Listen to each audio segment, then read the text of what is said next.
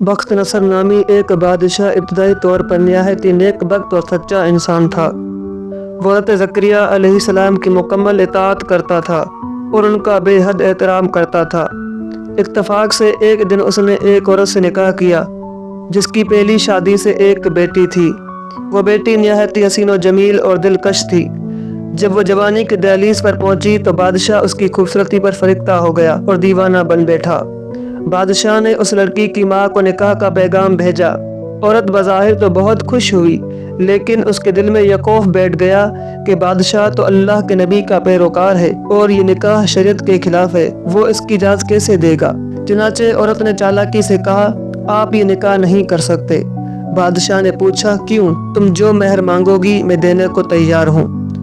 औरत ने कहा, उसका महर तुम्हारे दोनों नबियों के सर होंगे। अगर तुम ये कीमत अदा कर सकते हो तो लड़की हाजिर है, वरना इसका नाम भी न लेना।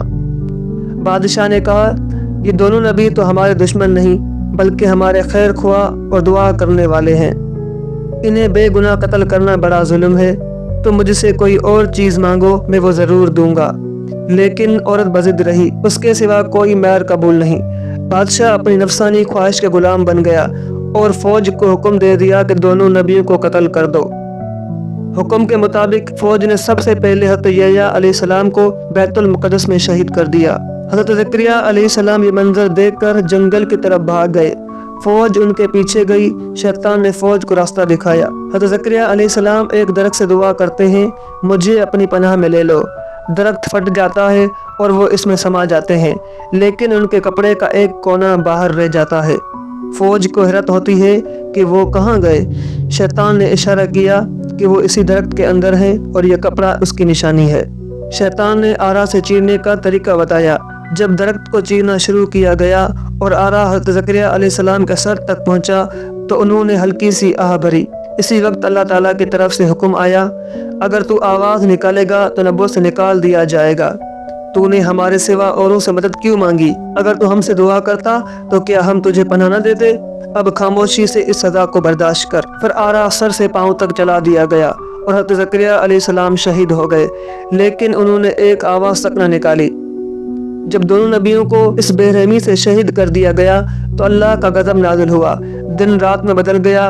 एक और बादशाह अपने खूनख्वार लश्कर के साथ हमला आवर हुआ और शहर के लोगों को कैद कर लिया। हज़रत यहया का कत्ल इतना दर्दनाक था कि जब उन्हें कब्र में रखा गया तो कब्र खून से भर गई। बादशाह ने कसम खाई कि जब तक खून रुक नहीं जाता वो लोगों को कत्ल करता रहेगा। हज़ारों बेगुनाह मारे गए, लेकिन खून रुकने का नाम न लेता था। तब एक आदमी हज़रत यहया अलैहिस्सलाम की लाश पर आया और कहा, ए नबी, क्या आप जालिम हैं या रहमत वाले? एक खून के बदले हज़ारों का खून बह गया, क्या अब पूरी दुनिया को मरवा दोगे? ये कहना था कि खून बहना बंद हो गया। आज भी दमशक की जामे मस्जिद में हज़रत यहया अलैहिस्सलाम की कब्र मौजूद है। इस वाक़े से हमें ये सबक मिलता है कि हमें अल्लाह के सिवा किसी से मदद नहीं मांगनी चाहिए। जब एक नबी को भी अल्लाह ने नसीहत के तौर पर दरख्त के अंदर आरे से चीरवा दिया तो हम आम लोगों की क्या हैसियत है। इसलिए हमें चाहिए कि हम कभी भी किसी पर जुल्म ना करें और हर हाल में अल्लाह ही से मदद मांगें। अल्लाह ताला हमें इस वाक़े से इबरत हासिल करने और इस पर अमल करने की तौफीक अता फरमाए।